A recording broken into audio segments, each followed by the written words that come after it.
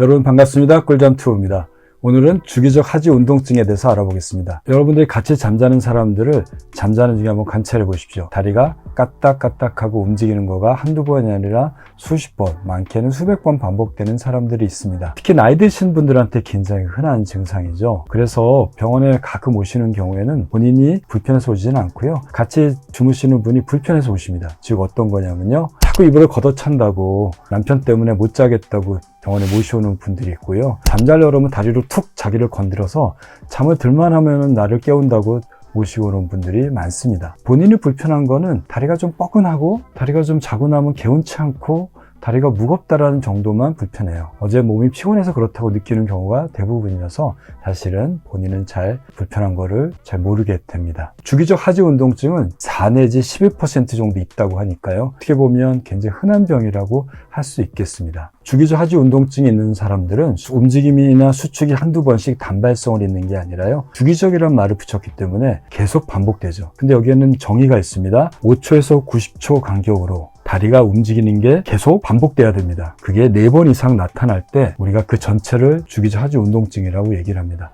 만약에 3번만 있으면 이거는 무시하게 됩니다. 5번, 10번이 5초에서 90초 간격으로 반복되는 거죠. 심한 분들은 30번, 50번이 연속으로 계속 다리를 떨게 되는 것을 볼 수 있습니다. 이렇게 주기적 하지 운동증, 즉 자다가 자리를 움직이게 되면 본인은 깨어나지 않더라도 수면의 질을 영향을 받아서 얕은 잠만 자게 되고요. 그렇기 때문에 충분한 수면 시간을 유지해도 낮에 졸리고 집중력이 떨어지고 피로한 거를 경험할 수가 있게 됩니다. 그래서 원인 없이 밤에 자꾸 깨거나 낮에 지나치게 피곤함을 느끼게 된다면, 자다가 내가 다리가 떠는 것들이 주변에서 얘기를 해준다면 주기적 하지 운동증을 생각해 볼 수가 있을 겁니다. 주기적 하지 운동증은 모든 연령대에 다 나타날 수 있습니다만 어린 아이들에게는 굉장히 드뭅니다. 보통은 나이가 드신 분들한테 흔히 나타나고요. 남자와 여자가 비슷하게 나타납니다. 노인들한테는 너무 흔해서요. 전체 노인의 45%에서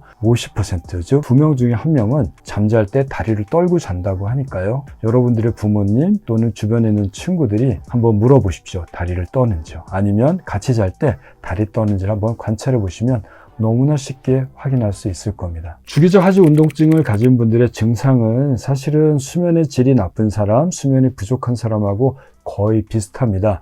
낮에 졸리고요. 자고 나도 개운치 않고요. 집중력이 떨어지는 문제가 생기게 되겠죠. 중요한 거는 그 다리 떨리는 것들이 관찰돼야 됩니다. 다리 떨리는 거는 자료 영상으로 보여드린 대로 무릎이나 발목 또는 엄지발가락이 갑자기 수축하고 뒤틀리고 꼬이는 거가 한쪽 다리 또는 양쪽 다리가 따로따로 나타날 수도 있고 동시에 나타나게 됩니다. 그리고 일반적으로 잠의 전반기에 주로 많고요. 꿈꾸는 잠일 때는 잘 안 나타나고 꿈을 안 꾸는 비렘 수면 때 주로 나타나게 됩니다. 한 번의 증상이 1초에서 2초 정도긴 한데 되게 10초까지는 한 번의 증상으로 관찰하니까요. 이런 증상이 5초에서 90초 간격으로 연속적으로 반복될 때, 그리고 그것이 4번 연속이 지속될 때 그 전체를 주기적 하지 운동증이라고 얘기를 하게 됩니다. 낮잠 잘 때도 나타나긴 하지만 밤잠일 때 좀 길게 잘 때 흔히 나타나게 됩니다. 주기적 하지 운동증을 일으키는 원인은 무엇이 있을까요? 2가지로 나눌 수 있는데요. 첫 번째는 1차성 원발성 또는 특발성 주기적 하지 운동증이라고 얘기를 합니다. 특발성 또는 원발성이란 건 아직 그걸 잘 모른다는 거죠. 원인이 모르는데 여러 연구를 통해서 우리 뇌에 도파민이 결핍되거나 척추에 흘러가는 감각신경이나 운동신경의 회로들이 잘못 연결되어 있다라는 걸로 설명을 하고 있습니다. 동물 실험에서 이런 모델들이 확인이 되었으니까요. 이런 경우는 사실은 약을 써서 증상만 개선시킬 수밖에 없죠. 2차성 주기적 하지 운동증은 어떤 2차적인 원인에 의해서 증상이 유발되는 겁니다. 이런 경우는 원인만 해결되면 주기적 하지 운동증이 해결될 수 있는 거죠. 그 원인을 잘 찾아내는 것이 중요하다고 할 수 있겠습니다. 2차성 주기적 하지 운동증의 원인에는 당뇨병, 철분 결핍, 카페인을 많이 섭취하는 경우, 척추 손상이나 척추에 문제가 있는 경우, 또는 신장에 나쁜 요독증, 빈혈인 경우에도 주기적 하지 운동증이 잘 생긴다고 알려져 있고요. 또 수면장애 중에 대표적인 약 80%의 하지 불안 증후 환자에서 잠잘 때 다리를 떨고 자는 주기적 하지 운동증이 잘 생긴다고 합니다. 그 외에도 렘 수면 행동 장애나 수면 무호흡증이 있는 환자에서도 주기적 하지 운동증이 잘 생긴다고 알려져 있습니다. 어린 아이들한테는 잘 생기지 않는데요. 어린 아이들은 주로 주의력 결핍 과잉 행동 장애라고 알려져 있는 ADHD 환자의 경우에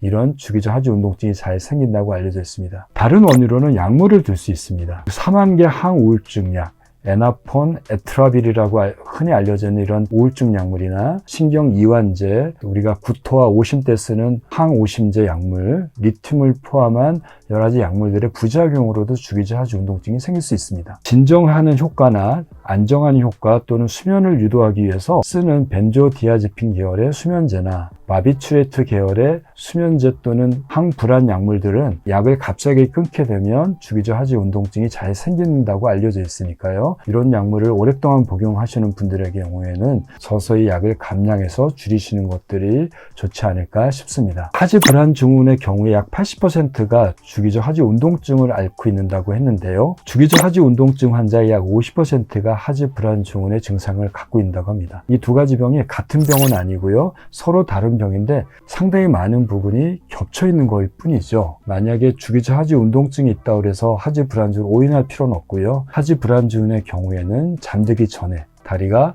저리고 움직이고 싶은 충동이 들고 저녁에 악화되고 움직이면 좋아지고 낮에 개선되는 증상, 즉 감각 증상이 하지 불안 증후군이라고 얘기를 합니다. 주기적 하지 운동증만 있는 분들은 잠들기 전에 다리가 불편한 증상은 없고요.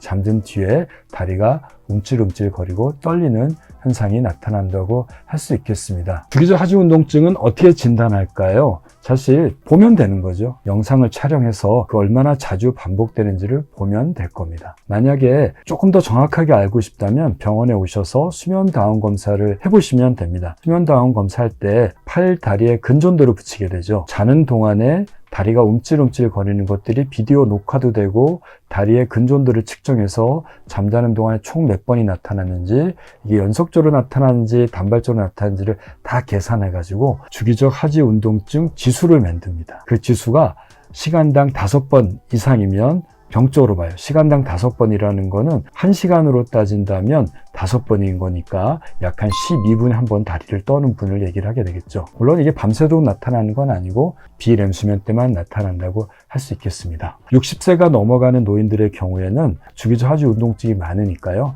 시간당 15회를 정상인지 아닌지를 나누는 기준점이 됩니다. 60세가 넘어가면 시간당 15번 이상 다리 떠는 경우에만 치료의 대상이 된다고 할 수 있겠습니다. 주기적 하지 운동증은 어떻게 치료할까요? 우리가 1차성 주기적 하지 운동증의 경우는 그 원인을 모르기 때문에 대개 도파민의 약물이나 몇 가지 약제를 투여할 수밖에 없고요. 2차성 주기적 하지 운동증의 경우는 그 원인을 빨리 교정하시면서 그 치료가 될 때까지 약을 투여하면서 증상을 개선시키게 됩니다. 얼마나 빈도가 심한지, 그로 인해서 수면이 방해가 된지에 따라서 치료가 다릅니다. 첫 번째는 본인의 생활 습관을 교정하는 거라고 할 수 있겠습니다. 심하지 않거나 약간 중간 단계의 주기적 하지 운동증의 경우는 철분이 부족한 경우가 원인이 될 수 있기 때문에 철분이 많이 들어있는 음식이나 식품들을 많이 섭취하는 걸 권고하고 있습니다. 또 카페인이나 알코올 섭취는 주기적 하지 운동증을 유발시킬 수 있기 때문에 이런 경우에는 카페인의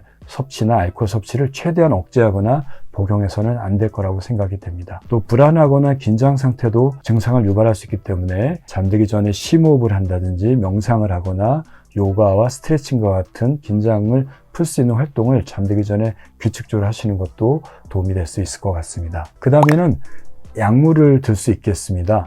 우리가 주기적 하지 운동증의 증상을 줄이거나 수면의 질을 높이기 위해서 여러 가지 약을 쓸 수 있습니다. 여기에는 벤조디아제핀 계열의 약물인 리보트릴 같은 아주 약한 약을 소량을 쓰는 것도 방법이고요. 멜라토닌이라든지 하지 불안 증후군 때 흔히 사용하는 도파민 자극제를 아주 소량이나 쓸 수 있고요. 가바펜틴, 프레가발린 같은 가바 계열의 약물들을 투여해서 증상을 개선시키기도 합니다. 혹시 여러분들이 아니면 여러분들이 아는 분들이 충분히 자는데도 수면의 질이 낮다면 주기적 하지 운동증을 한번 생각해 보시고 잠자는 중에 다리가 떠는지를 확인해 보십시오.